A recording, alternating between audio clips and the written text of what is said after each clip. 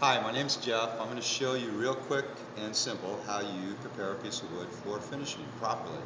I don't know if the video is showing it, but the grain of the wood, when I say grain or direction, it's like the little lines all point in one direction. You do not want to sand perpendicular or across like this, because what you're going to end up with is a bunch of scratches that either you're not going to be able to see until you actually apply a finish, or they're going to be very difficult to get out. So, what you do when you're sanding a piece of wood,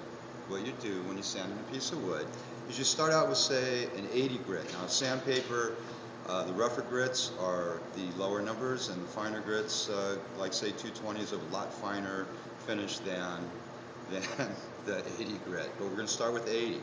This will basically break down the wood quick. Okay, just long, smooth motion.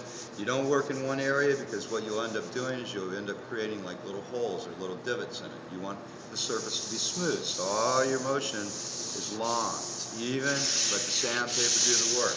Okay, now this is kind of quick, but you go from, like, say, an 80 grit, and then you can change down to 150 grit, which is a finer grit.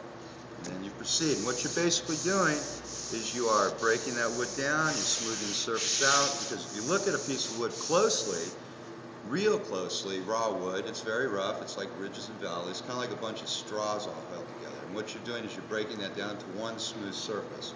So, you usually can end up finishing with a 220 grit, which is pretty fine, and I'd say for most finishes it's adequate, all right?